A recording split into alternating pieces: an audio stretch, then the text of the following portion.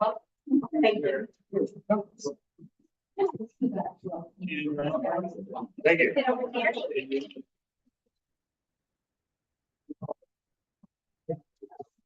you. Oh, yeah.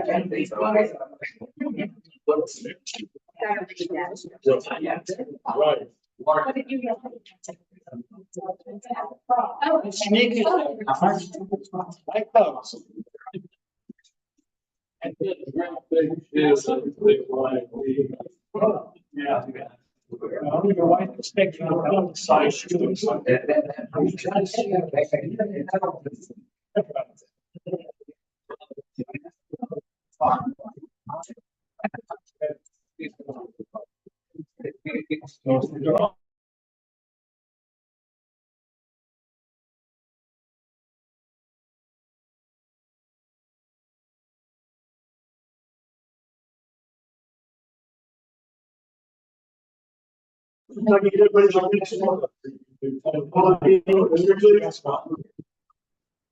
Thank you. Welcome, everybody. Nice turnout. And we will call the meeting to order at 6:31 p.m. Start off with public comments for items not on the agenda for discussion, not action. Please, as in the past, limit your conversation to no more than 3 minutes so that everybody has a chance and so that we can get out of here at a reasonable time. And are there any such comments? Rich, you could step up to the hour, please. Either one. Where do you want me here? Right, you're over here. Yeah, right at the edge of the table where David is, that'd be great. Yeah. Should we please not have conversations in the audience while somebody's speaking? Thank you. Is there anybody else who's gonna make comments tonight? My comments might run out a few minutes over 3 minutes. Need for you to not do that. Okay, then I'll have to edit what I'm saying. Okay. I'll do my best to do that. Thank you. My name is Richard Hubble. I'm property at 13 Ben Weber Road. And I've come here tonight to relate my recent experience with the Board of Appeals. In order to inform you of some of the difficulties that I encountered. Primarily, the issue I have is that process I went through was handled in a very inconsistent manner. There were two matters before the board back in February, which were very similar in manner. One of them, they both involved variances for setback requirements, non-conforming structures.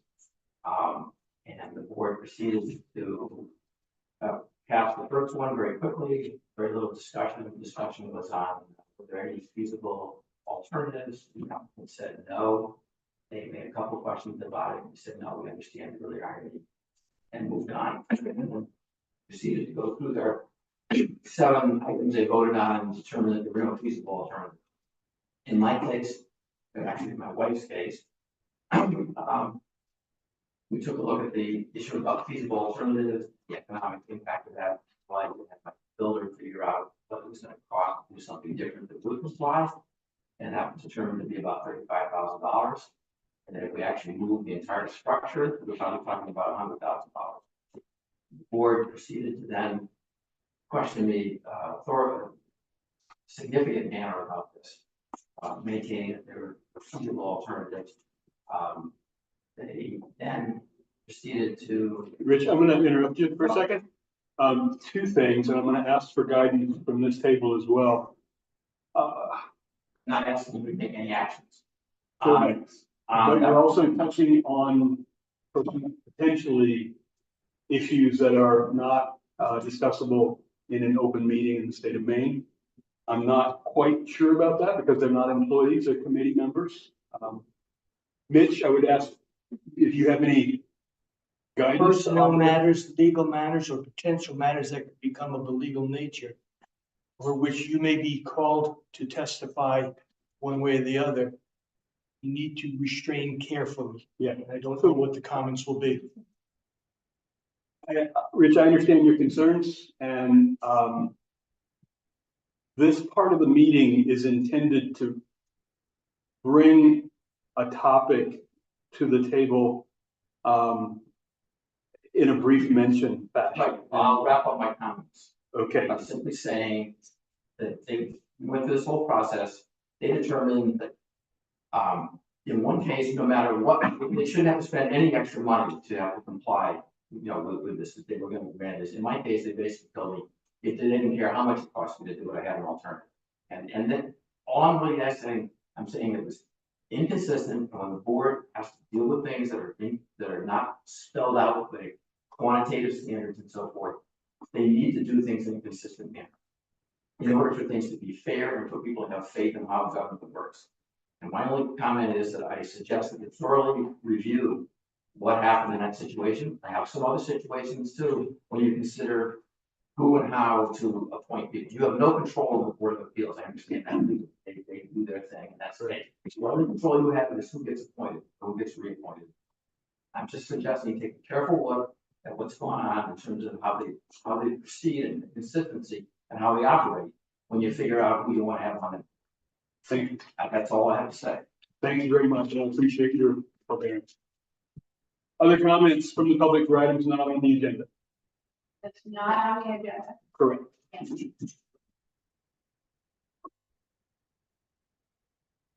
Hi, Hey. I'm Whitney Harvey. Yep. I just wanted to make a comment about a letter that was presented in the packet. And since Bennett's Cove is not on the agenda tonight, there is plenty of information about it in the packet. I have found that many letters are read here by you all, and not many letters from our attorney, for instance, Juliet Brown. That seems to be at the end of the packet. That's a comment. The other piece of that is that Coley Mulkern has written letters and they're not accurate. So I would like to just point out a couple. I'm going to ask you to not read the letters, and I'm going to point out that I'm not reading the letter. I'm going to point out that in the town administrator report, Bennett's Cove will be discussed, which is why the letter from your attorney. Tonight, we will discuss. There will be, I believe, in the town administrator's report, an update on Bennett's Cove. Am I correct? Yes, Okay. it'll be in the TA report. Go ahead. I would like to say that there has not been, according to Coley, there has not been barging in Bennett's Cove for 50 years. If he's in a court of law, that's perjury. It is not true. Number two, he has pointed out that the barge ramp was crumbling. And that's why he couldn't use Bennett's Cove. There was not a barge ramp. I'm just pointing this out because I want to comment on a few things that are inaccurate and they're not corrected. And people see these letters and they think, oh, there's been barging in Bennett's Cove forever. Not true. 1992, temporary barging. So I hope we find a solution to this. Thank you. Other comments from the public for items not on the agenda? Okay, we'll move on to town reports. So I'll start with the, in the packet, there are several, different things under town reports. So there is a report from Public Works. There is, there's a treasurer's report. There is unfortunately a notice from the chair of the planning board that he has chosen to step down. So if there are no questions on that, I'll start with the TA report and then go through the treasurer's report. Quick question, do we have to vote to accept that letter of resignation, or is that just a matter of fact? That's just a matter of fact. Thank you. All right, so a couple of small things on the TA report, and then I had added a separate memo with supported documents of an update on Bennett's Cove and where it stands as a result of the motion you made 2 weeks ago. So the first thing is town vehicle. So if you recall, several years ago, Cumberland County had an older version of the police cruiser that they have now. When they brought out the new cruiser, they offered at a very minimal amount the old one to the town. The town has had it for a number of years. It needs a lot of repair. Windows don't work accurately on it. It needs more work than the vehicle is worth. And it's one of the vehicles on the list to get rid of. We have somebody that is willing to purchase it from us for $200. So if the board is okay with it, I would like to get rid of it and get it off our insurance. Do we need a motion or is it just a sense of the board? I'm just letting you know and hope that you support that and I'll proceed with it. Everybody okay with it? Can I ask a question? We also have the old red plow truck. We've got a lot of other cars, yes. Will that other equipment be left out and hopefully disposed We've of? made a list and we figured out how we get rid of several of those pieces of equipment. It's just something we haven't gotten around to is really the honest answer. Thank you. Next thing on the list is the sheriff contract. The contract is signed with Cumberland County. The sheriff starts on the 22nd. Just to kind of put it out there so nobody is surprised when you start seeing him. Budget presentation, for those of you that are not aware, the school and the select board will be doing a joint budget presentation on Wednesday, the 22nd of May, 6 p.m. at the hall. Tonight, the board will approve the final town warrant, and the school has already provided their numbers. So this budget presentation will be the opportunity for both boards to present to the public what they are recommending to bring in front of the taxpayers for a vote. So if you have any questions or detailed information that you would like to know about what is in the budget, that's the opportunity to show up to that meeting. It will be here. Code enforcement officer, on the 6th of May, our new and permanent code enforcement officer, Paul Demers, has started. The plan is for him to be on with the town 2 days a week. One of those days being in person on the island on Wednesdays. And so after many years of not having that opportunity, we now have a consistent code enforcement officer who will be in the office to help the contractors and any people that need assistance with that. If people have questions, is he available? What days is he available and should they not be contacting? He has the town email address and a phone number is on the town website. He plans to have kind of his in-office day on Tuesdays and physically in the office on Wednesdays. But he is flexible, you know, so if somebody happens to call him on a day that's not a Tuesday, that he will respond to those. It just may take a little bit longer than, you know, if he was on Tuesday sitting in front of his desk most of the time going through and prepared for his visit on Wednesday. So if I remember correctly, Tuesday is in office at his home office. Correct. Wednesday is in office and or on the island on shift. Yep, the plan is for him to be on the island every Wednesday from 8 to the 3:45. And if that changes, then we'll post it on the website. So it's kind of. I sent an email to the code enforcement officer this morning at 7, and I had no reply. Okay. I would give him 24 to 48 hours before you hear anything. He's in his second week of the job, and he is catching up and learning the system of what needs to be done, learning the new software system that we implemented, while also trying to get caught up with everything that had been existed, but then everything that kind of has been thrown in his plate this week. And so there is, you know, we have him for 18 hours a week. And so we kind of, you know, appreciate the patience for people not to expect within an instant reply. If you don't hear from him in the next, you know, 3 or 4 days by any means, reach out to me and I'll make sure he gets back to you. But, you know, try to give him a day or two before you hear back from him. So we've gone from 24 to 48 to 3 to 4. We do not have a service level response time established. What I'm saying is that, give him about 24 to 48 hours to respond.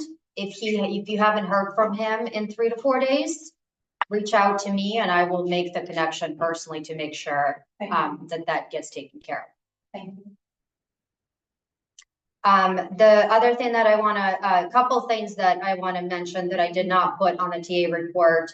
One of them is, we finally, within the last couple of days, got word of a FEMA representative that will be representing the town, and helping with us, with all of the preparation for the 13 areas that we submitted damages for the January storms. And as of today, I found out that I have 2 weeks to complete a very large amount of work to provide to them. The good news is, that we finally, after all these months, have a contact that's going to create some additional work for the staff to really start compiling some even more thorough information than the information that had already been collected. And so I'll keep the board informed of what that process is with any information that comes in front of us. Carol? What's the total amount of sort of infrastructure damages that we ended up with? I recall it was between a $2 and a $3 million range, but I don't know the number off the top of my head because I haven't looked at it for several weeks. Multi-million, yes. And then the other thing is for the last several weeks, 3 to 4 weeks, the office has been working to gather information in reference to the legal issue that we are in as a result to things that happened almost 2 years ago now. And so the town had a request of collecting and gathering significant amount of information. And so we've spent gathering permits, communications, thousands of emails from a variety of different board members, from a variety of different types of boards, from employees, and so forth. So that's taken up a lot of that staff's time. I committed several hours just to that last week to try to go through and try to kind of finalize. And so we are expected to have that done by the end of this month. So with timing wise, it'll free some of the time up that we've been committed to that to then take on to the FEMA work. So. And then, so that's the TA report. Within the TA report, what I did is just a separate memo, just because it entailed a little bit more information. So 2 weeks ago, the board made a motion to authorize me to proceed to have a contract signed between Lionel's Plant and the town to perform the work for the temporary repair. Within those 2 weeks, there's been a lot of communication back and forth between the code enforcement officer, the town attorney, and Rob Wood from DEP. DEP has received all of the information that we have, including the permit, the issued information, the work before it was complete, any questions that had been provided. So in this particular memo, there is the letter from Rob Wood that had been presented to us 2 weeks ago on a Wednesday at 5 o'clock, right before the meeting had started. So I put it in this packet so then it was available for the public to see and read. The contract that was signed with Lionel Plant and town attorney's legal input. And at the time that we were creating the packet, the permit application that went out to the code enforcement officer. And the code enforcement officer did issue a permit prior to the work getting done, and the planks were installed today between about 10:30 and noon time. And I was there with the code enforcement officer and the chair pretty much the entire time to make sure that we were there for the work to be done. And so the purpose of this was there was really no action at this point. And so I wanted to bring the public and the board informed based on the motion that you made last time of what the steps have been taken. And my strong recommendation would be that, starting with the next, meeting, have an agenda item where a conversation starts in terms of what the long-term solution is going to be. This is a very temporary solution. The clock started ticking today, so December 15th is the deadline for when those planks have to be removed. DEP is aware of it, and know about it, and they have received pictures post the work, so I confirmed that it was confirmed that they were received. And so the town really needs to have a good plan moving forward in terms of what the next steps are going to be, with barging, because those planks will have to be coming out by December 15th, so. Comments from the board? Comments from the public on the TA report? Jackie, can you step up? Yes.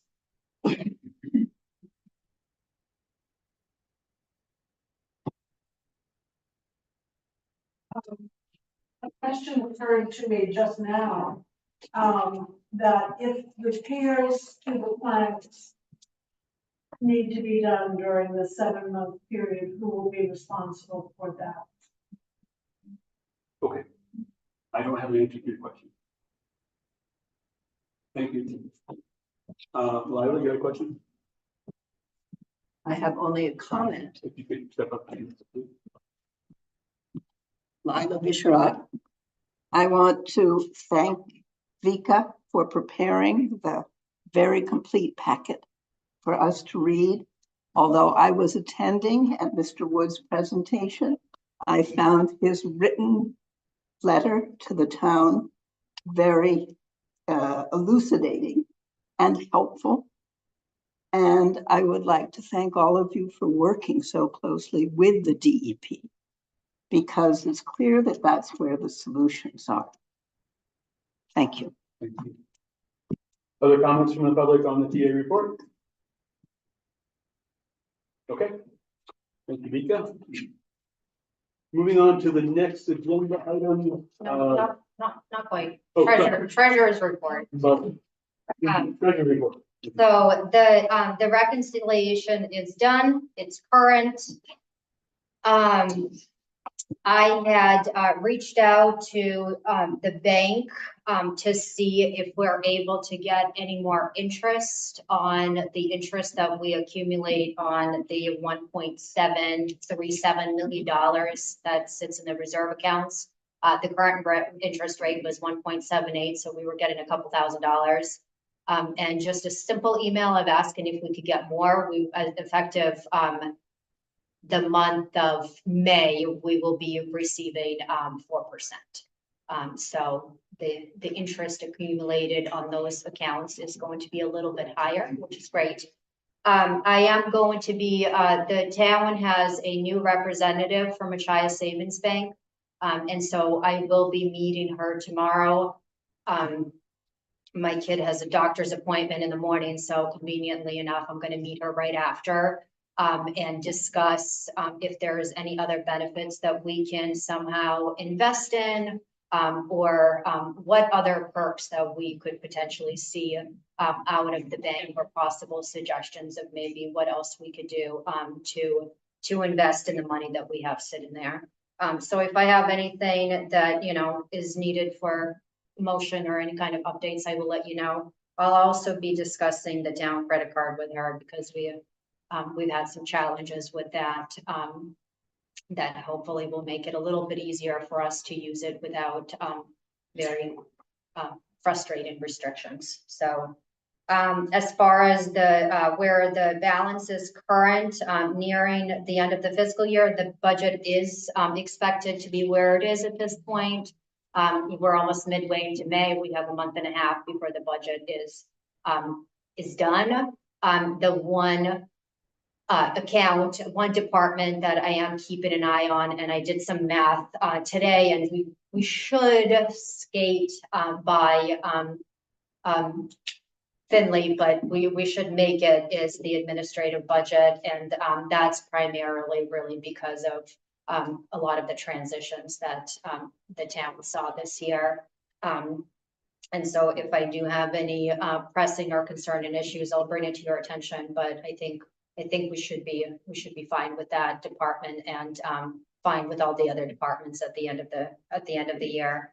And the last thing, so I guess, does anybody have any questions about the expense and the revenue report and where any of those numbers stand? I agree with you. I think we knew that we might cut it close on the admin budget. And it looks Yeah. like we might, but the rest of the departments look like they're doing. The rest of the departments are fine. The admin budget, the benefit that we have is, so when the town votes to appropriate X amount of dollars for a particular department. But then there is also a specific, motion that allows, the board and the staff, to be able to have within a 10% flexibility of that department. And I anticipate that we will be creeping into that 10%, but not exceeding that 10%, which is what's gonna allow us to be able to stay within the appropriated numbers and not exceed it and then have to go to the taxpayers for more funds. And also the revenues look healthy to make it.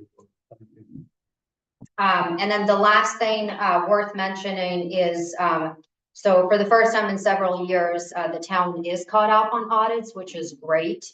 But something that was just recently learned was that the fund balance that is used for the current number, when there is a current audit caught up, is different from what we had used to anticipate the appropriate amount to use from undesignated fund to offset the tax hit for the taxpayers. And so as a result of that, I'm asking the board's guidance and input whether to stick to the 250, which does put us slightly below the 16%, which is in the policy, or if that number should be adjusted so you stay within that policy.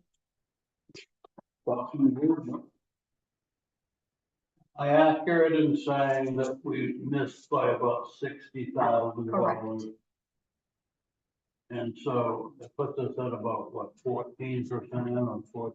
It's, yeah, so $60,000 would have to be raised, would have to go into the budget to be raised by the taxpayers. Or are you comfortable as a board acknowledging and saying that we are going to be below the 16%?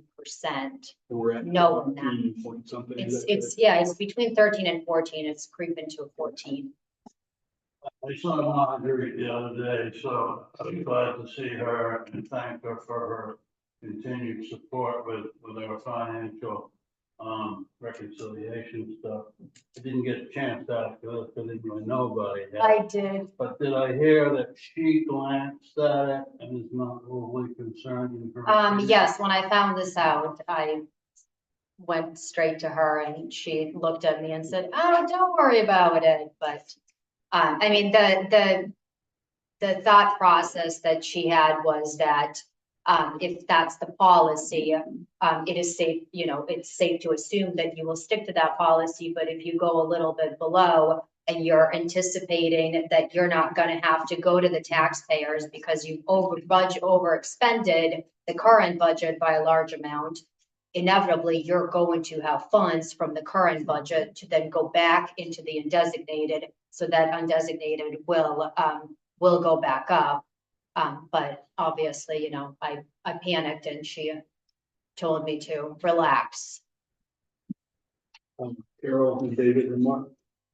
So do we have any estimate of what we might have left over at the end of the year in terms of what might go into the undesignated? Like the other question I have, maybe for Mark, wasn't the percentage increased at some point to the current percentage range? In other words, wasn't it much lower and that we didn't use like 7%?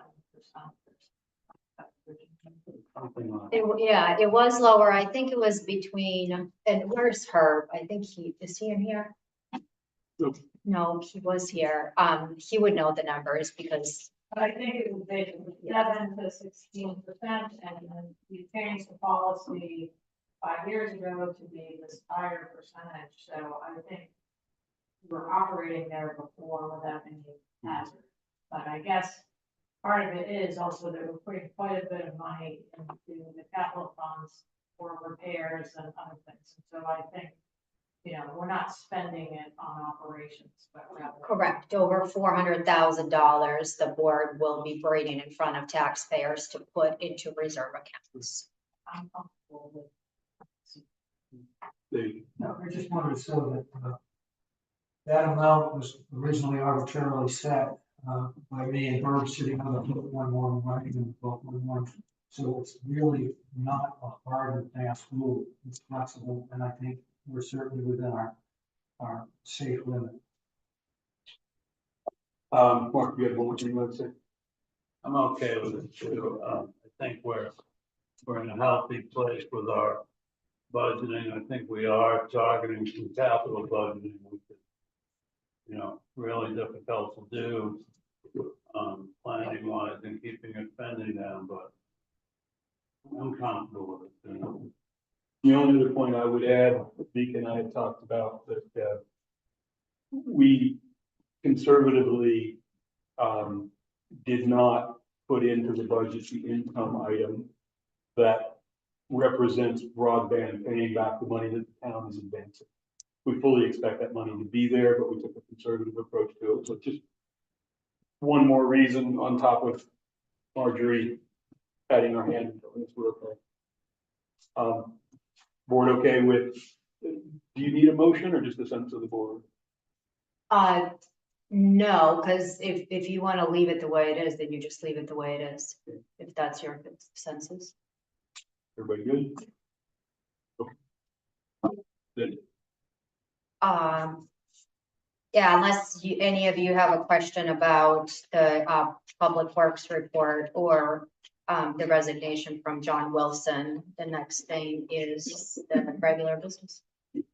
I would just like to personally thank John for the years he put into the planning board. The only reason he was on the planning board is that a friend of his tricked him into joining and then quit. And John then stumbled into chair. That friend was me.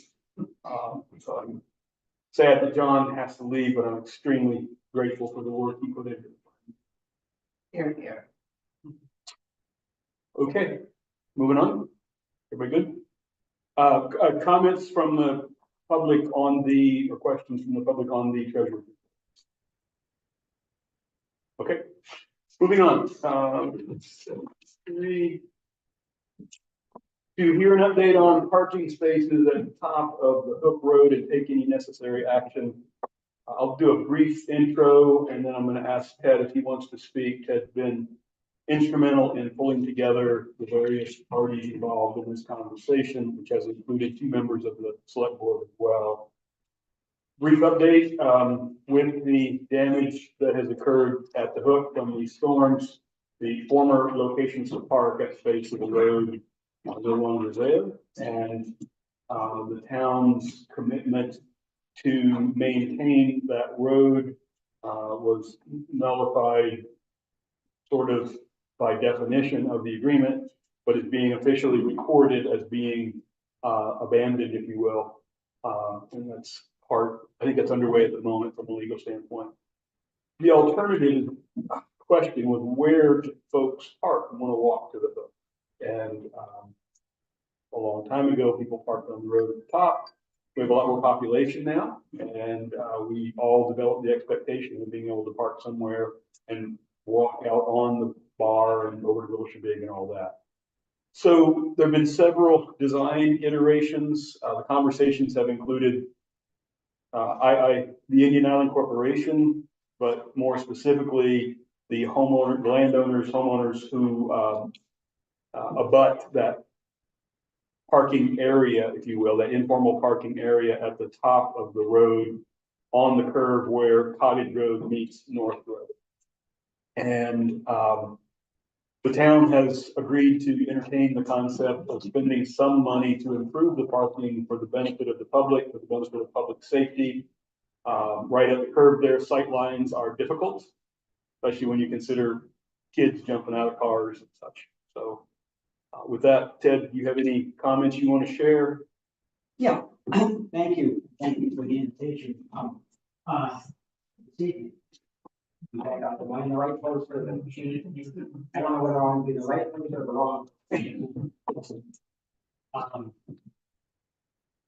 I would first thank, Vika and Bob and Mark for all being involved, working with me and others on this question since last summer. What we've been exploring is 2 years ago, when we had to close the road, we put up signs that we had to do something. And now that the road is gonna be a pedestrian road, the question is, okay, what's the long-term something about the parking? And I suppose, in theory, the town could decide to just do nothing. But I think there's reason to say that if we could work out something, that there would be some advantages. And the first is that we would have a solution for the people of the island that want to walk down to the, meeting point into the sandbar. Should be, that's well marked, well explained, legal, safe. So that's first thing. The second thing is we would be able to work out a solution that's safe. And I personally think nothing is more important than that, because what we now have is a world where everybody is using the meeting point is walking, which means there's all kind of walking going on all the time for people from every age. And I won't belabor that I have seen a new miss as I was driving around the curve. And it really worries me because I've been knowledgeably driving around that curve my whole life. So there's an awful lot of people on this island who've never driven down there. And so the prospect of somebody this tall coming around from behind a car is a real concern to me. So I think, that having an invitation for the community about how to do this. And the second is safety. And the third is we've been talking about, as we do this, cleaning up some of the questions that exist from the 19th century, really, about exactly where the road right of way is. And maybe we could get back so that's nailed down, so that's written down and nailed down.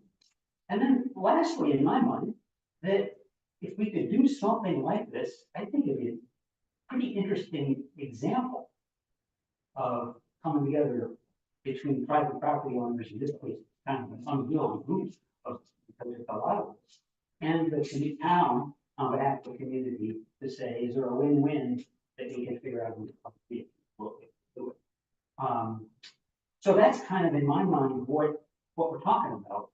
In the packet, I believe it's page 30 of the packet, is a sketch that's an overlay sketch that I shared with the town at the end of the week, last week, representing something that I thought was a viable solution and that I could, as one of the abutters and on behalf of the company, so that at least for two of the parties, I could say, we're in if we can make this work.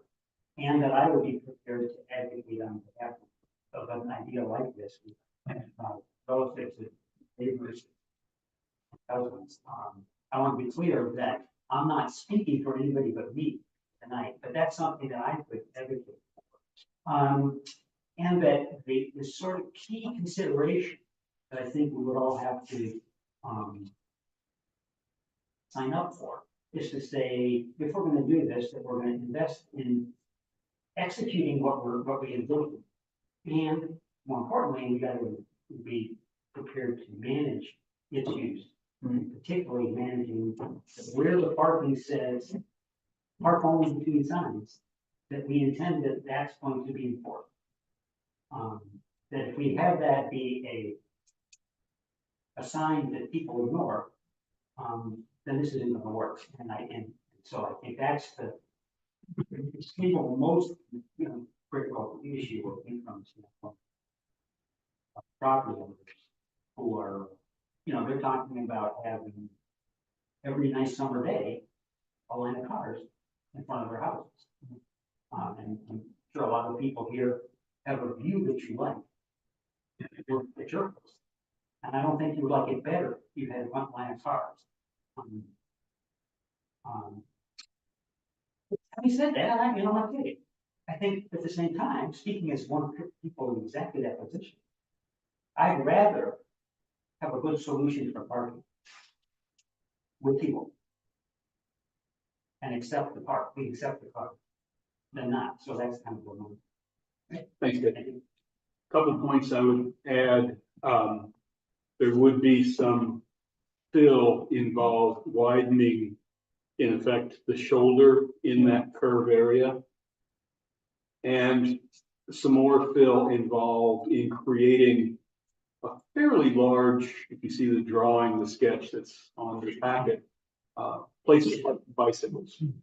And the location of that bicycle parking area combined with the location of the path that would go over this new fill where there's currently a culvert and a bit of a ditch is intended to redirect people's movements away from the gate that has the cable across it now with the sign. If I was one of the homeowners that lived down that road, and when I came home, not only did I have to unlock the gate because of the situation that exists, but I also had to move bicycles that were left in front of the gate because that's sort of where the focus area is. I'd be frustrated. So that led to the group coming up with the idea of putting the bike parking just away from those posts enough and the pathway just away from those posts enough to try to influence the trail in the way that good trail design happens in national parks and that kind of thing. So there would be 4 parallel parking spaces, 2 to the right of the driveway at the home that used to be Sam and Sally, and 2 larger ones to the left of that driveway. And then to the left of those 2 larger parking, and when I say smaller and larger, my pickup and Mark's barely fit in the 2 smaller ones. The 2 larger ones would more easily accommodate large vehicles or smaller vehicles. But to the left or the south of those 2 larger parking spots and right in front of the bike area would be an active load unload zone. And the signage would indicate, don't park here. This is for loading and unloading. And, we'll need to consider parking enforcement there, just like we need to at the Stone Pier and Chandler's Wharf and all that kind of thing. There would also be signage, but no fill, no widening of the shoulder further north along North Road on the west side. And parking in that, what we've been calling the auxiliary area, would still impede the road. It would create the need for people to pass the cars, not 2 cars abreast, but only 1 car. The sight lines are better there, so the safety should be a little bit better there. The signage will need to explain that it's a congested area there. But we felt as a group that 4 was pretty minimal on some days and that some sort of auxiliary arrangements ought to be made. And then the last point I would offer is that we think it's a good design, but things change over time, and we'll know a lot more at the end of this summer and at the end of a couple summers as to how well it's worked. Just want to thank the abutters and the folks from IIC, Mark and Vika, for all the work that's been done on this. Comments from the board on the topic? Mark? We have tried to make some good headway and progress with this. I don't think it's going to be a simple functioning solution if realized with signs. It's going to take some time. If this is realized and this is developed by the town of Shabig on behalf of making it palatable to the neighborhood. It's going to take some time for people to learn how to use the area. It just does. Cousins Island is the same way. I wish we could still maintain the 5 number that we have had historically down at the bottom of the hill. I understand why you're proposing 4. I'm not gonna put up a big stink about that. Bob knows that I did bring a contractor down there to look at the actual possibilities if this project moves forward for filling the areas in, and it sounds like it can happen fairly easily, fairly inexpensively. I believe we didn't have any numbers yet. My comment on the northwest side of North Road, up across the street from Big Rooftop Farm area, overflow parking. Yeah, you can let people park on the side of the road anywhere on Chubig, and most times you can navigate past those parked cars. Is it the best scenario? I think we've learned with the Stone Walk Road, not really. So I think probably the best way to approach this is to agree or not from the, Indian Island Corporation and the Ballard neighborhood, if I may, without insulting anyone else. And the town of Chubig, whether this is okay to present to both sides and say this can work. Can we come up with, a way to try to move this forward, and then move it forward physically at some point with some sort of an agreement or not in writing, and then see how it works for a season or so.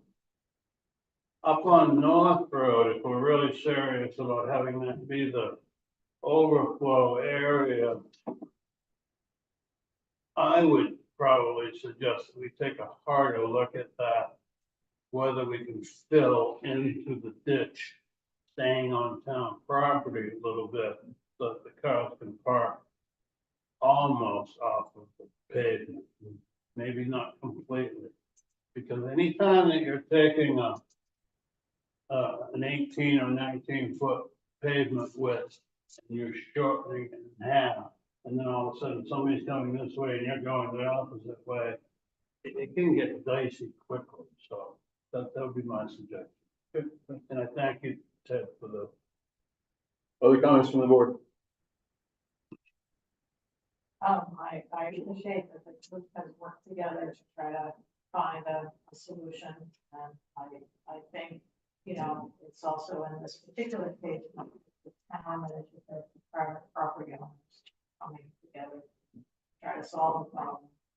So I'm okay with the solution. I am concerned about parking enforcement, and because it's a pretty high traffic area, so I think we have to dedicate some resources to maintaining, to enforcing the parking, and really emphasize to the community that this is a privilege that is being extended, and if we use it, it might change. So that's how I feel.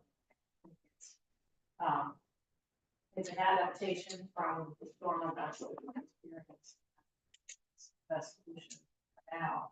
I think encouraging people to ride bikes and other types of transportation or walk, would also help. So I think there needs to be a communication, and maybe preferably, including the land trust, the town, and the Indian Island Corporation about what the plan is, so people are fully informed and understand the importance of following the rules.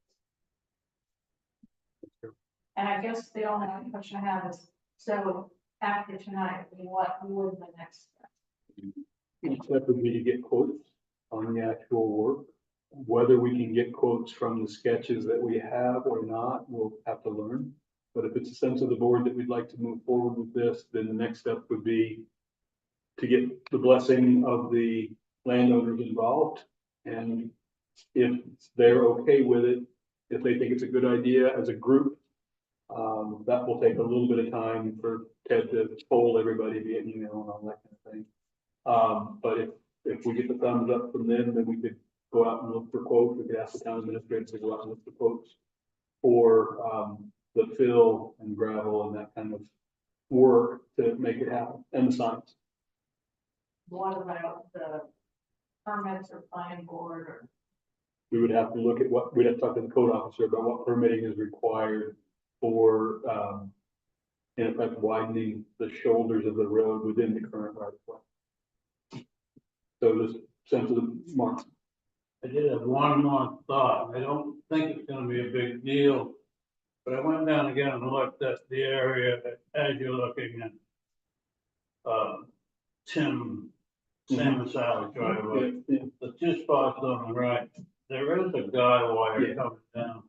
And we haven't really mentioned what we're thinking about to St. CMP and Lenny Bickford. And I just think that probably would be prudent before proceeding with any final design and work in case you've got a concern about someone parking. yeah. And my assumption had been that we'd have a big old parking ends here sign right in front of that guy wire. But I think checking with them might be a good. absolutely agree. So is it the sense of the board that we should continue to work with IIC and move down this path, as it were? And And- it's talking all ground, all ground. Okay, yes. There would be an extension of a culvert that would then get filled over in the professional designs by Dyer and Ernest Engineering Incorporated. And if this goes forward, the funds would come out of the old Indian Island. Correct. Okay, Mika, I'll follow up with you in terms of who talks to Lenny.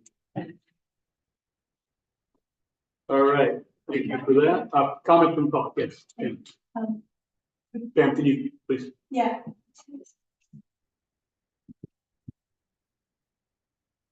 So first of all, Ted, thank you, for the work on this, and like you, I have seen 3 near accidents, all involve children. So what I'm wondering is, who's liable? If there is an accident, is it the property owner, is it the town, is it the driver? And I think prevention is really in order, but also assessing the risk of, what is the risk to the taxpayer, what is the risk to the homeowner? Thank you. Other comments from the public? Lila and then Carla?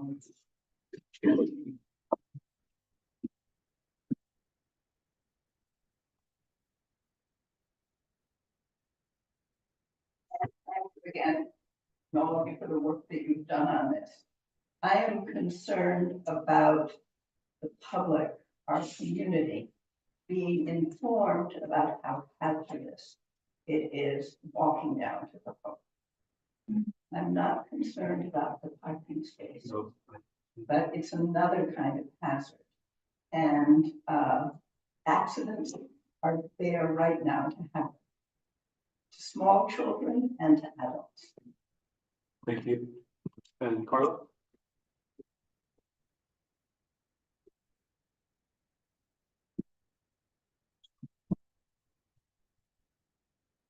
Hi, Carla Clark. I'm one of the neighbors that appreciate all the work Ted has done. We have a front row seat to what happens on that curve there with cars. So I have seen, and granted last summer was very difficult. This was a very short summer, this was from me. But at one point, 13 cars, and cars parked on both sides. And it is dangerous. And I want to know about how it can be enforced. Who are the enforcers going to be? Is it going to be a ticketable offense by the sheriff if you're parked not in those more spaces, or in a possible designated overflow area down the road? And how will that work? And like Lila, and I have questions about the liability for not only the parking situation, but more so for people walking down that road. We really need to know that it's a challenge. It's a challenge to get down to where you're going to go to. Thank you.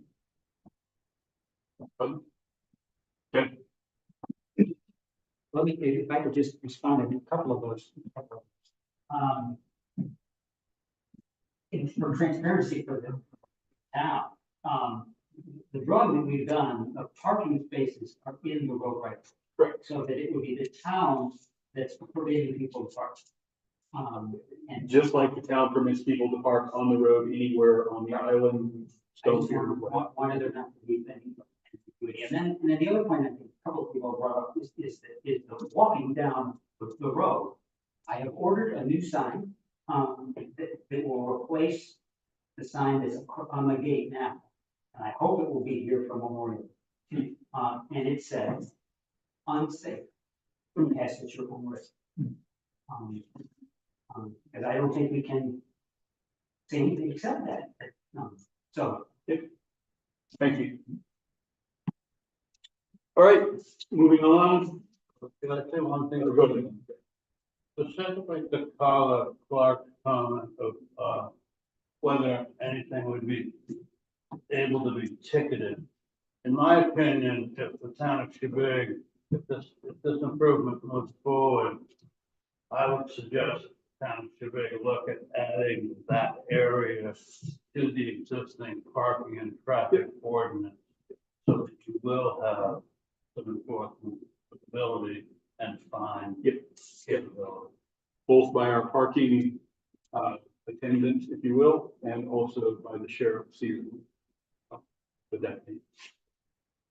Okay, Could you repeat that, what you just said about parking attendant? Is that what you said? we have a person who on a part-time basis watches where cars are parked for what time frame, chocks, tires, that kind of thing. Oh, yes.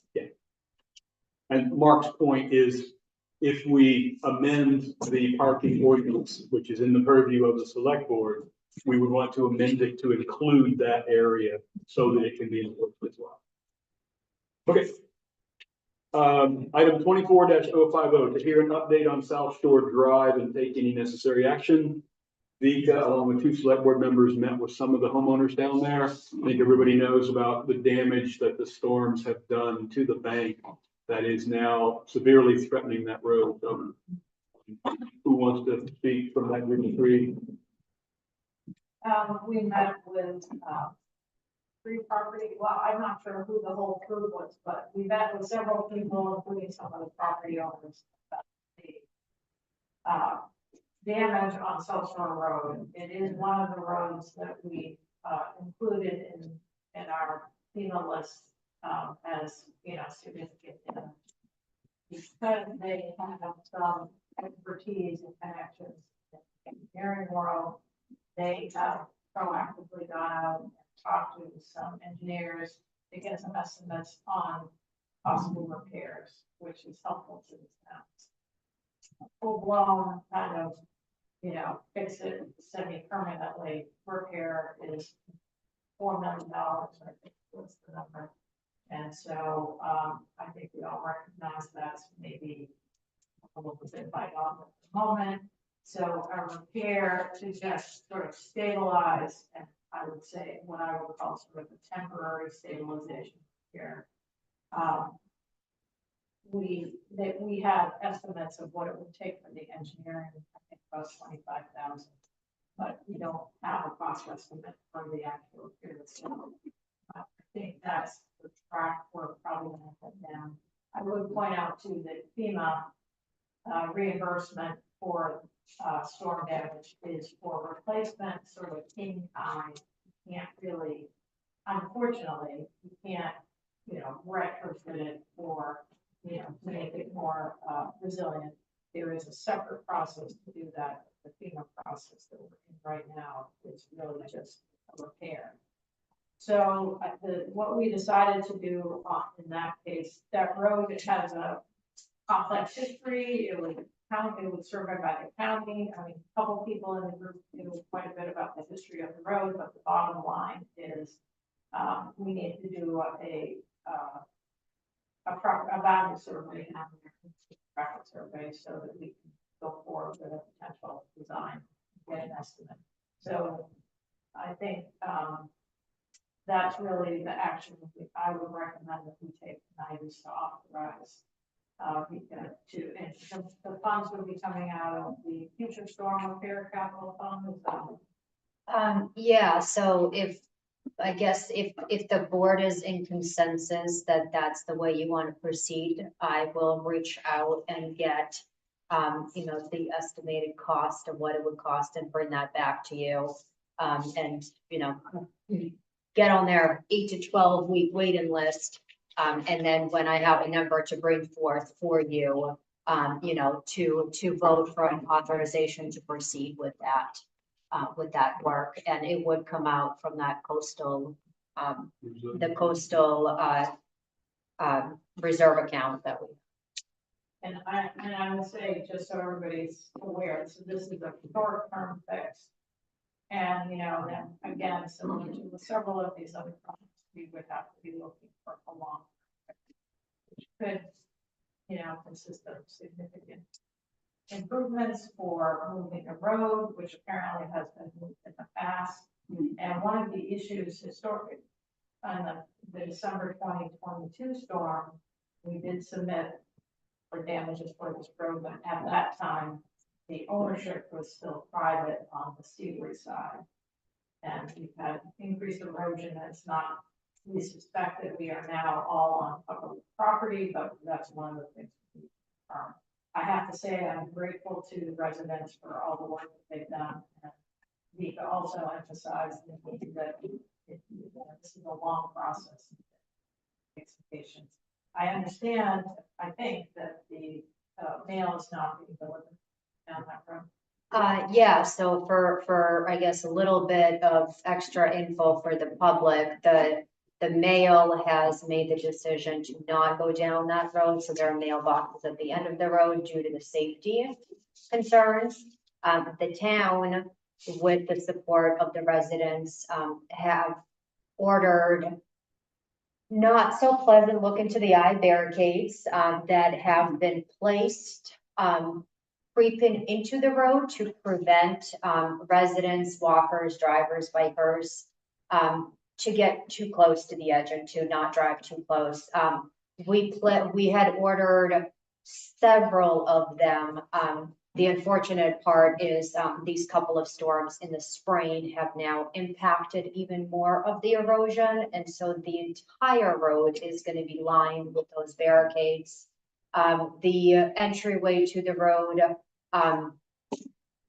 not surprisingly, those particular signs were on back order, and we have had to wait a significant amount of time for caution sign. So as you can imagine, with all of this damage that took place in the state of Maine, all of these items that are needed for these, every other coastal community is trying to find them and order them. And so there will be a caution sign entering South Shore Drive, as well as one creeping up to the damage on East Shore Drive to kind of alert people for something up ahead. And then the entire road, most of it is now, the rest of it will be lined. So then in the immediate need, there is some caution that is being taken place while we work with the property owners to figure out what a short-term solution could be, and then begin the slow, lengthy process, like with many other coastal shorefront areas that we're dealing with right now, about long-term solution and what that can look like. So do you need a motion to move forward with the survey, or just the sense of the board to ask them to? If you're okay with that, as a whole, I will go to the surveyor, and when I have a number to bring you, I'll bring that forward, so you have a general number to tie in with your motion, if that's okay. Comments from the public on that item? I would just add one more editorial comment. Our last meeting, the agenda was heavily dominated by topics caused directly or indirectly by sea level rise and storm surge. Tonight as well. There is a range of responses to sea level rise. One end of the spectrum is build a wall, sheet pile, or piles of rocks or whatever. And the far other end of the spectrum is retreat. And in each one of these situations, we're going to have serious community conversations about which path to follow in each case. The first one we dealt with, my experience, was the hook, and it was a painful conversation for the community, but we got through it. We don't love the results, but we still get to walk in. So it's the reality of where we are as a society, and it plays out in major ways in a community like ours. So, Is the board in support and okay if I ask what a quote would be for East Shore Drive? Because we're experiencing a similar situation. We just, for a survey. yeah. Just so at least I have that number to bring to you, because I think that's coming down the pike for a discussion as well. And get money lists as well. Okay. Yep. Those two surveys should help on our feedback session as well. Right. And Yes. I would also remind you that it's not just a boundary survey, but a topographic. Yep. Yep. With pins, stakes. Okay. Moving on. To hear an update on the Grinnell land swap and take any necessary action. Mark, you was taking an assignment on that a while ago. Thank you, Bob. I wish I could say I had more time to put into this, but I'll tell you what, brief history of how this came about. Couple years ago, maybe now, not quite, we decided to, as a town, work with the Grinnell family and not really swap property, but redefine the property where the town property on Division Point Road meets their property and make it more user-friendly, if you will. Unfortunately, when the Grinnell went for their soil test, their perk test for a possible septic system, it did not pass. Dave Chapman was the soil engineer that took that. We've since then received correspondence from the owners of the property, voicing their displeasure and concern about this situation.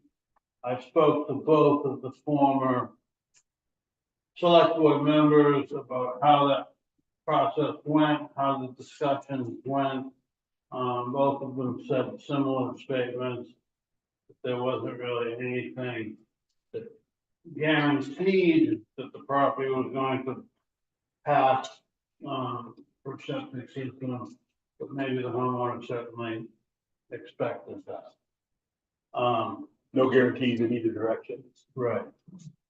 I have contacted another soil engineer, Frick Associates. Al Frick was the owner. I believe this is his son Brady Frick, who I spoke with. I have not proceeded to show him test results. I have not been able to meet up with him. I basically just explained the situation to him, asked him if town of Sheboygan or the town of Sheboygan and the landowners were interested in getting another opinion and another soil test, how much would that cost? And his figure was basically probably minimum $600, probably maximum $900. So that's as far as I've gotten. I have not spoken to the Grinnell family about possibility of being interested in splitting a cost of having another opinion. I'm not really prepared to give a recommendation tonight that the town go ahead and absorb that cost. I apologize for that, but that's where I am so far. So I would entertain any questions or concerns about what I could. Good.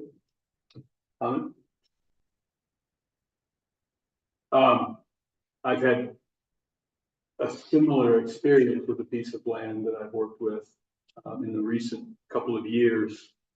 And I would point out that for me, it was a learning opportunity that different septic designers have different levels of certification and training. And on the piece of land I was working with, which is extremely wet, I did have one designer tell me there was no place there that a traditional septic could be designed. That if anything, it would need to be one of these highly engineered 6-figure kind of septic systems. but then went to a septic designer who was also a certified wetlands analyst. And he was able to find a spot on that land that met the state specifications. I attributed the difference to that person's training in the area of wetland analysis. So I would encourage the board to continue down the path of encouraging the Whitakers and Grinnells to consider a septic designer who has those specific qualifications, whether it was Brick and Associates or someone else who has those specific qualifications. My opinion. Carol and Mark. So that your opinion.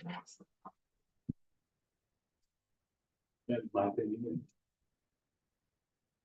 Mark. So are you suggesting that if we are of this opinion, that you send that opinion back to them?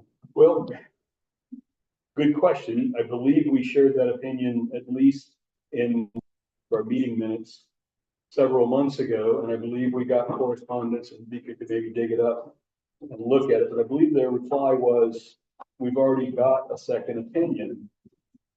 We got it before the transaction, and it said that the land wasn't suitable, which raised all sorts of questions to me, because A, it wasn't necessarily a certified wetlands person, and B, if they had that done before, if I remember the letter correctly. But I would ask, should we ask the TA to write a letter encouraging, in response to the Whitaker's letter of several months ago, encouraging them to contract with a septic designer who is a state certified wetland analyst as well. And I did not get specific with Mr. Frick about exactly who the owners were and exactly the lot number. Yes. So I wish I had. Not sure if he has already participated in the second opinion or not. I'm sure you have it. Sure. I'm wondering if we couldn't ask our local officer to speak with the landowners and sort of convey that information. Or suggest to the property to speak with them. We'll explore the options. You know, if they want to come back to us after that, that's their prerogative, but I think he's an expert in that area. He's a resource that they could, you know, use and maybe help them solve this. Does that sound good to you, Vic? I could talk to him next week when he's in the office. And Yeah, I think see that if maybe he can reach out to them. Right, I think we should tell the property owner that we recommend that they contact him. Yeah, I would go that direction too. Is there a So you want reply? me to contact them and let them know? Okay. You suggest that they get in touch with their new experienced code enforcement officer and see what they can do. And specifically a reply to that, I believe it was a Whitaker letter that came to us. Yeah. And I apologize for my presentation not being up there. I was just didn't be able to find time. Okay, thank you, Vika. Comments from the public on that topic? All right, moving on. Town warrant. The item 24-052 is to approve the town warrant, as you may know. Thank you, Mitch. Yes, sir. Yes, sir. Well, good evening, folks. So at our last meeting, we were fairly confident in our final draft of the town warrant. There was one item that I think several of us, not all of us, have continued to discuss. And that is the topic of the proposed moratorium. So to refresh everybody's memory, this would be a warrant item that the select board has so far decided to put on the warrant that would ask the town voters to decide whether we should put a temporary moratorium on armoring projects, shoreline armoring projects within those beaches that have the federal and state designation of coastal barrier resource system, which carries with it a significant amount of environmental importance, both ranging from the upland all the way down through the intertidal into the low tide zone. It is a result, the need to even consider such a thing is to a large degree being driven by the storms and the sea level rise that we've been seeing and that we will continue to see. And I would point out that the science and the engineering of how to deal with these issues is somewhat wrapped up in that spectrum I described a few seconds ago about armoring on this end, retreat on this end, but also the method of defending a shoreline, the methods of defending a shoreline have been evolving, and several states around the country, through a lot of the reading that we've all been doing, have taken dramatically more aggressive approaches than has the state of Maine to date. The state of Maine is beginning to contemplate such changes in policy, but they're not there yet. Examples in the state of Washington, there are many seawalls that were properly permitted that are now being forced to be removed. The state is requiring that the homeowners remove them. So that's all context and background. For me, the challenge with a moratorium, as we worded it, was continuing to work with the attorney, the town administrator, and our code officer to find language in a moratorium to simplify it that would encourage people and allow people to do the right thing. And sadly, after a lot of time on the phone with the attorney, because of the way the laws and regulations are written in the state of Maine, we were not able to come up with language that, from my viewpoint, would both have a moratorium and also allow people to do the right thing to defend their property. So that's background. I personally, as one board member, am not comfortable keeping that moratorium on. I say that with great hesitation because I love all the beaches on Chebig. I walk them frequently, and I think that's one of our special beaches. But given the balance of all the factors in the situation, I would like to hear from other board members what they think about it. Carol and David. Just a quick question, what article are we talking about specifically? 9. Thank you. And I will just sort of echo Bob's thoughts. I think where I'm coming from as a board member is concerned. So these are unique resources that we have on Chebig, and they're different. And we just heard about sort of the experience we had at the book, where the goal was initially to try to maintain the road down there. And basically, the community collectively decided to retreat from that position, and it was a difficult decision. But that is a coastal area resource system. It's a very dynamic system where sand moves in response to both sea level rise and storm action. And sometimes it erodes away and sometimes it rebuilds. So it isn't always a one-way street. And if you're familiar with the book, you can understand that. But the reason that we were concerned about these systems is they are both state, there is state and federal designation that prohibits using state or federal money to build armoring or stabilization structures in these systems. So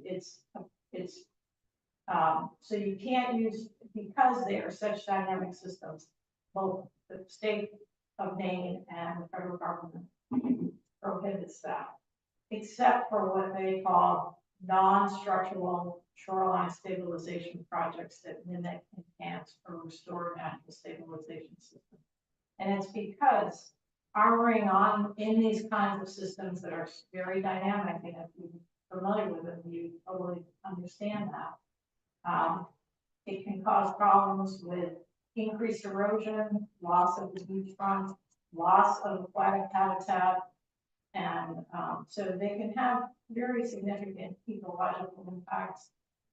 It's not, surprising that all three of our coastal barrier resource systems on Chevy, Indian Point, Sandy Point, and Rose's Point are in part covered by conservation easements. And it's because they are, beautiful, natural systems. So we really were looking at that particular situation when we proposed this moratorium, not to be townwide, as some have said, but really to be targeted for these particular systems. But working with the attorney and with the code enforcement officer, and also frankly, to be honest, from my perspective, given the number of other issues and letters from attorneys that we've been receiving as a select board, it's difficult to take this on. So I regrettably am agreeing that we should step back from the moratorium and not pursue it at this point. I would like to add that the climate action team has been working on this issue for over a year.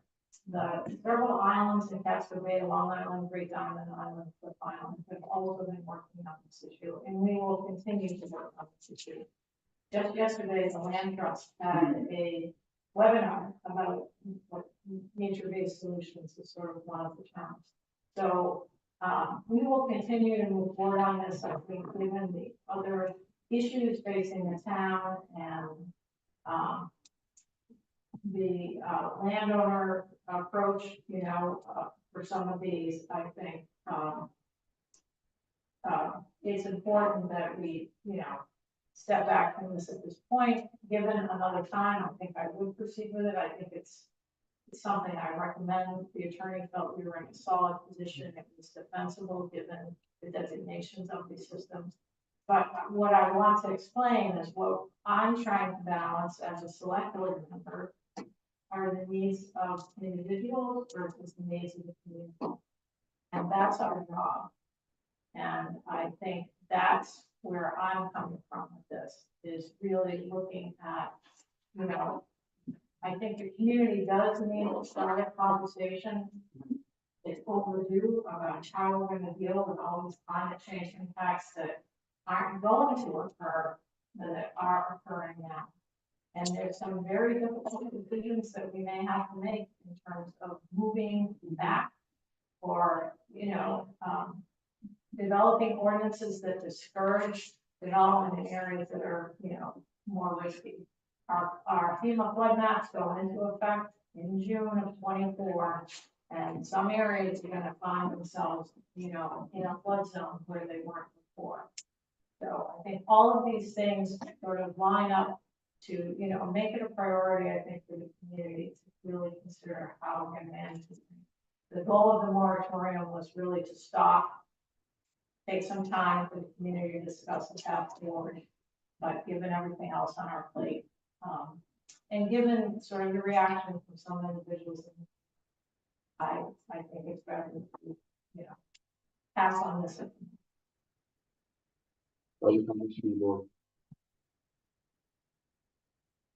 Okay, so the top, Dave, I believe it's Article 8. Yeah. I move that we remove Article 8 from our town meeting warrant. okay, second by Mark. Comments from the public? Yes. I was wondering if that's who you were. I might guess that. Hi, everyone. Thanks for having me. My name is Lisa Gilbrack. You received a letter from me. I'm a lawyer here, Sapling. And I'm here on behalf of Carlos and Marina A. Nottenbaum. They're at 32 Sandpit Road. And Carlos is listening in. I'm sure they're very relieved to hear the motion that's on the table right now.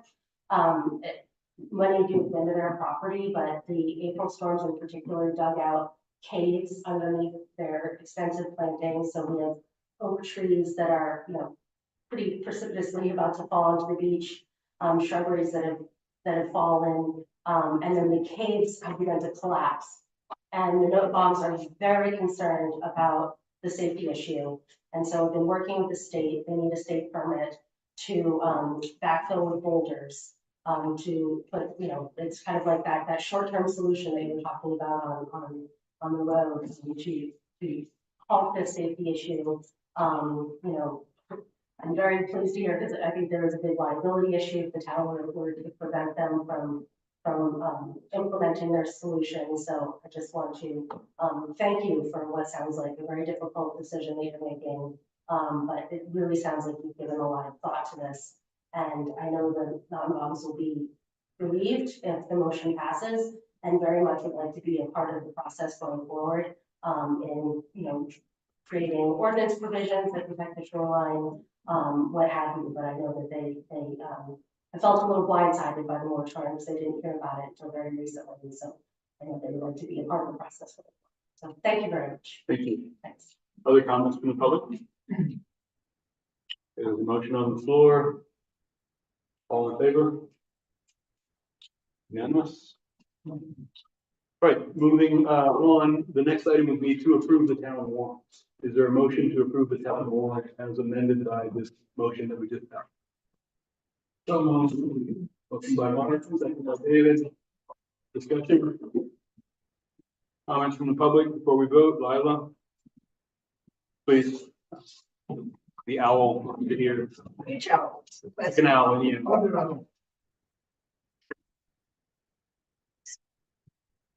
David, we are seeing, fortunately, as you mentioned, Bob, and you've referred to it, Carol, other solutions for protecting our coastal resource barrier on Cheviot. And I would hope that all property owners who lie within those areas would be given the references to be able to see the materials such as the Greater Portland COG presentations and others of different alternatives that are available. Thank you. Other comments? Okay, there's a motion on the floor to approve the town warrant as amended. All in favor? Unanimous? All right, next topic, other business items from the board's standpoint that need to be brought up tonight that weren't on the agenda. Vika? I have one. Yep. Before I do though, the warrant is done, it's signed. So kudos to you for all the hard work. Now we just wait for town meeting. So one thing that was brought to my attention, that if you feel comfortable making a motion tonight, great, under other business. If not, we can put it as an agenda item for next time around. The Coastal Waters Commission made a motion, and the harbor master put this on my desk a couple of days ago. The Coastal Water is recommending that all of the tie-up fees be a one flat fee of $10. Now there is a couple of different hourly fees, I think, $7, $7.50, something like that. And so they're looking to make the hourly fee just be a set fee of $10. So if you're comfortable with making a motion to set tie-up fees at $10, great. If not, I can put it on the next agenda. And they are a fee that's on the list of fees that the select board needs to decide on. You can, correct. Comments from the board? Mark? I'd like to make a motion to accept the recommendation from the Coastal Water Committee to have the tie-up fees be a consistent flat rate of $10 per hour. Second by David. Discussion by the board? Comments from the public? Seeing none, all in favor? Thanks, Vika. Anything else? Thank you. I have several community, well, I guess this could be under other business in case if you want me to proceed with something. So, the, Muskie School, has, interns. And, they are, looking to provide funding for up to 6 interns, for communities for the summer. It's gonna be between June and August of 2024. All of the payments get covered by them. The town, if we're to proceed to try to do this, obviously boat fees would be covered if they come here. The only thing is that they ask to cover the attendance of the New England Management Institute at Sunday River, so it could potentially cost the town roughly $1,000 for having this. But I haven't put a whole lot of thought into where an intern could be utilized, but with so much going on, if we could potentially look at a short-term project that could help us, whether it's, you know, right away to shores and figuring all that out, or getting our computer system up and running, but something that would potentially expose a student interested in municipal government to come and work for a very short, brief time for us and with us, whether in person or remote. And there's a lot of flexibility. But I wanted to throw that out to the board to see if there's any interest or support from the board on that, to proceed with that, whether maybe you have some recommendations about areas. But it's an opportunity for us to potentially have some extra help for a couple of months. I also am, am thinking in terms of how could that help be help versus having that responsibility be put on the town office. And so if you have any suggestions, or if you think it's a good idea, I can definitely follow up and dig a little bit deeper into that. But I wanted to bring that to your attention to see if that's something you are interested in. Say more about the $1,000 in the conference. What was that about? Well, so it's just, this process is to expose the students into municipal government. They pay them $18 an hour to do that. So it's a summer internship. What they ask from the person or from the municipality is that you pay for their attendance at the New England Management Institute, which is at Sunday River, which is in August. It's usually a 2-day event. Registration, hotel accommodation, and mileage reimbursement. So all in all, depending on the cost of the hotel, them being there, it's roughly about $1,000. I've never gone. Someday I hope to, but that would be the extent of the cost for the town, maybe 2 at the most. Well, we have a climate resiliency fellow, Scott, and it's been awesome. And she's, we're able to get stuff done that we really just don't have time to. So I think it would make a lot of sense to move forward with that. And I think we're in a position now where we could probably find a project for somebody to do. So I recommend. The thing that I'm thinking is with all of these, I mean, my first thing that comes to mind is with all of these, right away to shore roads that we have, we really don't have a good documentation of what they are, what are access. There's a lot of historical information, but then, potentially tying that with state requirements, with locations or whatever, just have kind of so that's just one thought. But if there's kind of a designated, here's the information, create something fabulous with guidance, kind of, David? Would the interns be housed here on the island, and if not, would they be reimbursed for their transportation? Well, so we would so it's very flexible. It could be all remote, hybrid, all in person. It's depending on what the best situation works between the student. And so the way I would look at it, it would be very much hybrid, maybe sometimes spent on island, but then if a lot of work could be done remotely, then by all means. Would the FEMA challenges in front of us, FEMA challenges in front of us, have any potential benefit from this person?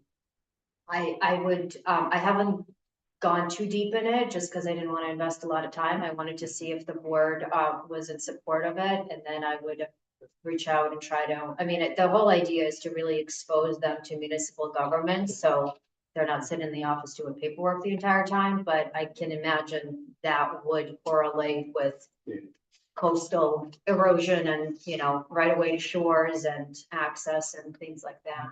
I would add, I agree with what David and Carol said. I would add, just from the standpoint of public service, we know that the state is facing a shortage of municipal officials, specifically administrators, clerks, that kind of thing, code officers and on and on. So anything we can do that doesn't cost us a whole lot other than effort and that might benefit us Could help us. and could help us, that also helps the students deepen their understanding of what they're getting into.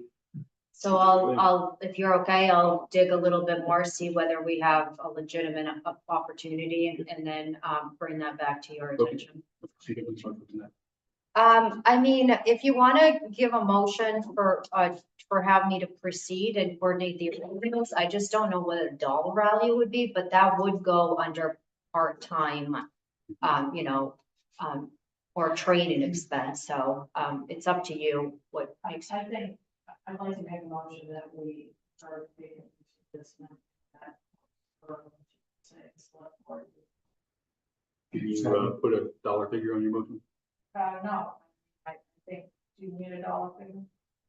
I Did you guess give her you can vote on the, I can bring the dollar amount to you and then you can vote on it then.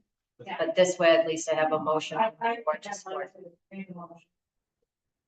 I think to, what else we did there. Cost to be here. Second by David. Discussion from the public. All in favor? All right, thank you. Sounds great. Correspondence, I'll start and you can go with take turns a lot. I have two correspondence items this past week from Suhail Bisharat. One was relative to Bennett's Cove, expressing, by paraphrase, his advocacy for strategic solutions to Bennett's Cove. And the second was an article that Suhail sent to me and a few others about community-based affordable housing efforts around the country. I believe it was a New York Times article. Thank you, Suhail, for those. I'll do one more and then let you go ahead and make it. I'll do all that, I guess. Had a couple of emails from Carlos Notabon asking that the board meet as a group at Sandy Point to look at the damage, and replied, and the town administrator replied that we're not able to do that on the time frame he was looking for because we have to have meetings posted and any gathering of the entire select board is a public meeting. This was a day or so ago and wanted us to meet down there before we met tonight. And I had to say, we can't do that. That's a meeting and therefore has to be posted with reasonable notice and all that kind of thing. My third one, a series of conversations from a person in Shelley Ingrid's office, Connor, and also on a somewhat related basis from staff in Susan Collins' office, all revolving around applications we made for congressionally directed spending money for some of the early phases of work at the Stone Pier. I would say there's less than 50% chance we'll get money. As many of you may know, the process was heavily delayed by the shenanigans in Congress. The budget finally got finalized and then CDS came out with like a 1 week lead time to get applications in. And many of the staffers don't understand the process. As many, it turns out, people out in the agencies understand the process better than a lot of the staffers. So, but they're asking us questions, which indicates we're still in the running. So that's a good thing. And at the very least, Vika and the select board are learning more about how these things work that could benefit us in the future. And then the fourth item I got was from Jill Gallagher. It just came through this afternoon, but she asked that I read it. Apologies that I'm getting this to you late. Unfortunately, I won't be on the island for tonight's meeting. Can you please read this letter and respond to my questions? I'm not going to try to respond to her questions. While I understand the urgent need for a solution to the barging situation, I'm sure that you can understand my sincere concern for the quote unquote temporary cement planks that were installed on the beach this morning.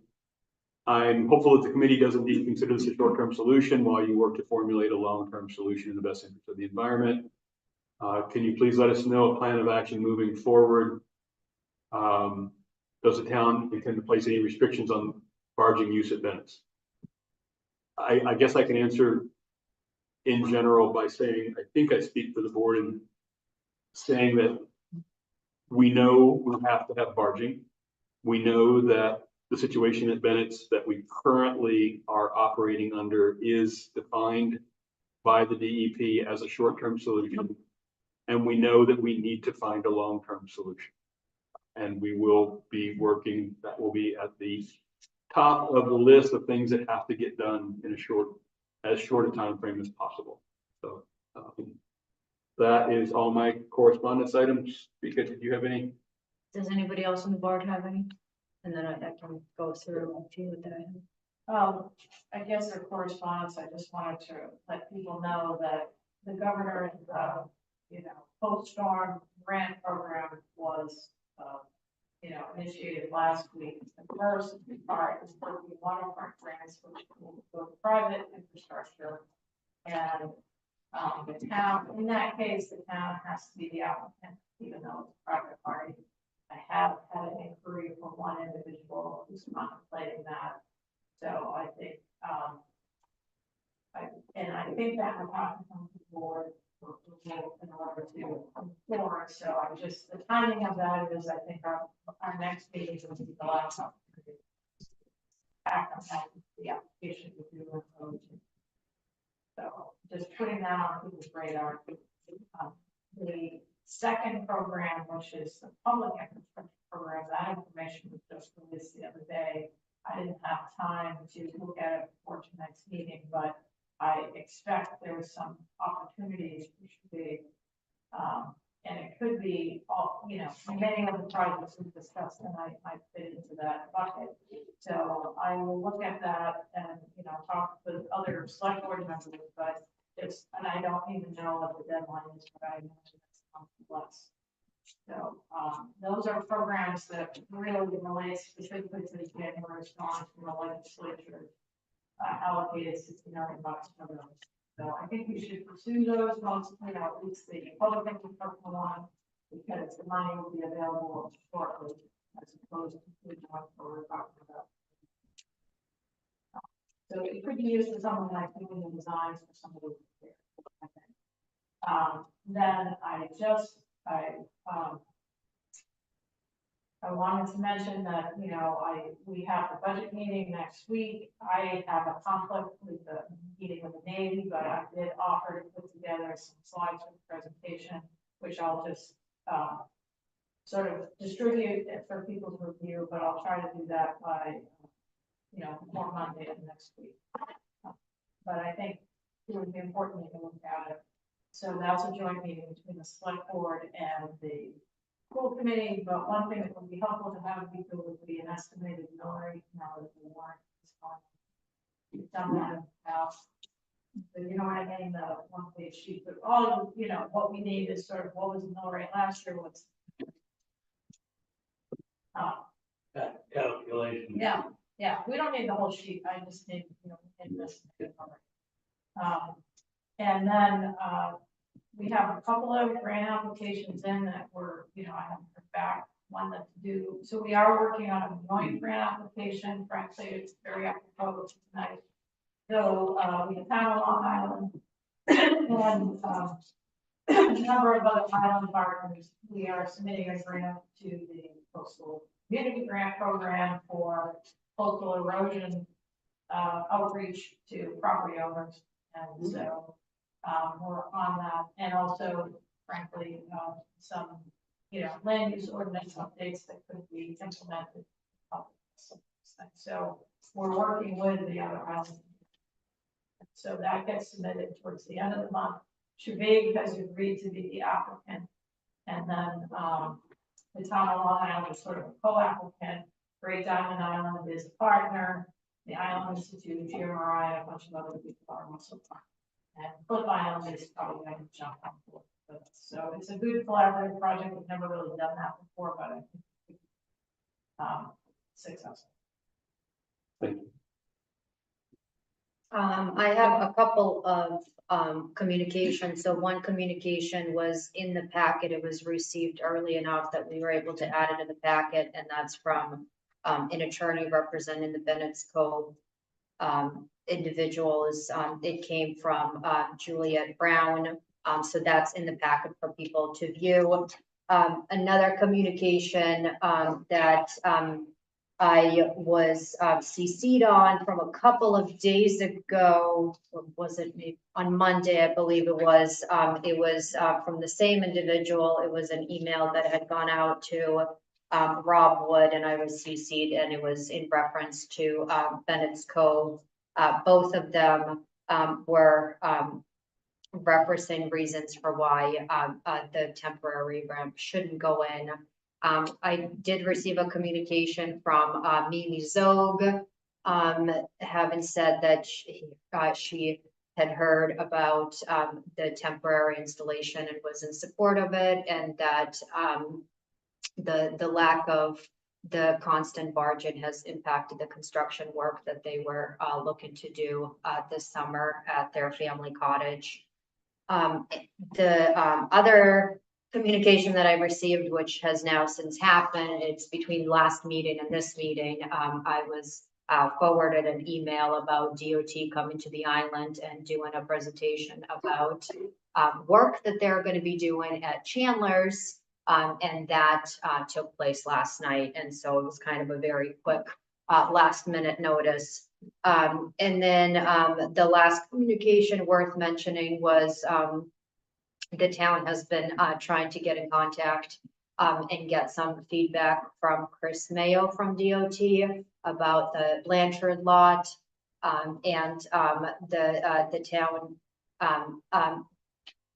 did meet with him, not the town as a whole, but a meeting did take place with him. And I would recommend that we have that be as an agenda item in the future to have a discussion about what the town options are about the Blanchard lot, and what are some of the things that we heard coming out of that meeting that I think were a little surprising and encouraging. So definitely a future discussion item for that one.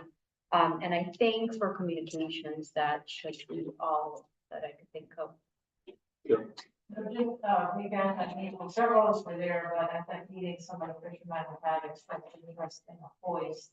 And I think at Chandler's, and I think it would be helpful to, I think you know who they were at the meeting, but maybe contact them and suggest they work with coastal waters with a proposal, so that if it becomes possible, we have something lined up. Because I think it will just, nothing will happen, and then, and that construction isn't planned till the fall of 24, so we have time. But I think they should be able to post waters, and then we should try to figure out what funding.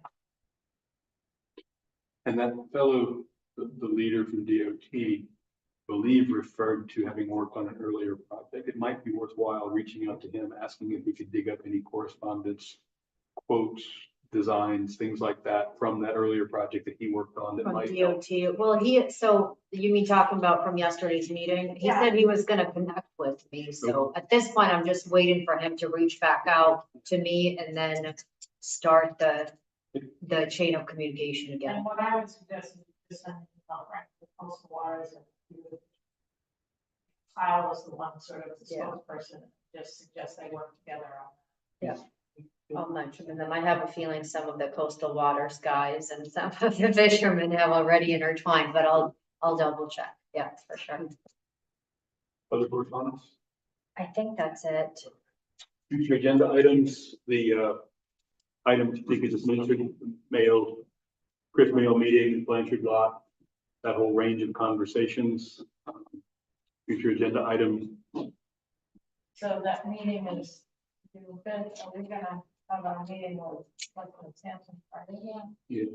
It'll be back on the agenda. Um, Not that meeting, but it's The results of that meeting. not. Yeah, it should, we It's, should. yeah, if things work out in the right I way, think it it would be could. good. It's been a while since. Yes, Yeah, because right, it's the 23rd, right? Yeah, so then June, we've got, yeah, we'll be able to put something on. so second agenda item will be an update on the state of the conversation with Weston Sampson and other parties. Then it's Update on future barging. And then, minutes code and update on future bargaining. and then we have a solid waste workshop on that, Oh, gosh. So let me look at the calendar. Yeah, but but then I was for the meeting, I should. work on this.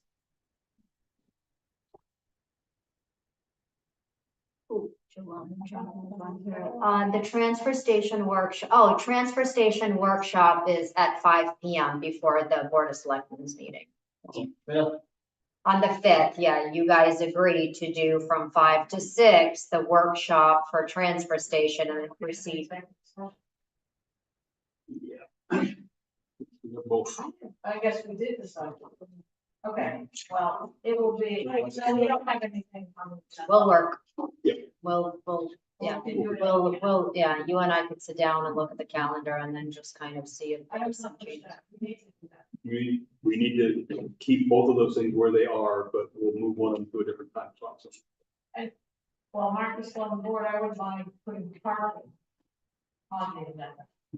I haven't solved it in 14 I years. know. on the list of future agenda items, the parking workshop to include Stone Pier and Chandler and other topics. But are That's you, on the list. Carol, are you requesting to have that be a discussion one last time before Mark's departure, which is next meeting is his last meeting, so you're specifically requesting it for that meeting? So the item that's on the list is to have a workshop. Yeah, I know, so it's, I would ask for Mark's. We just demand that Mark come to the workshop.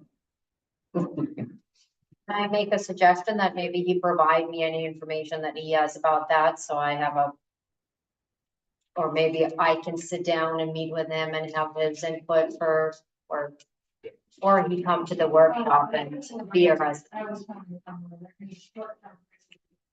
Will we get? On that.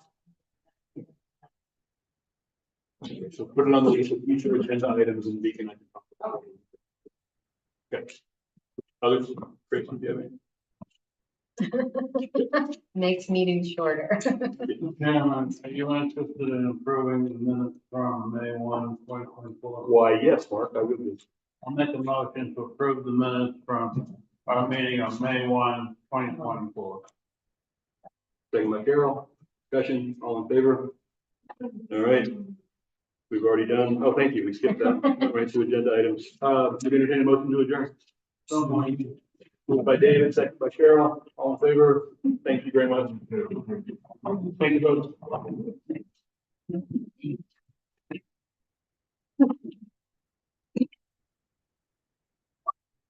You're right. No, we took two cards. Intentionally, so then he could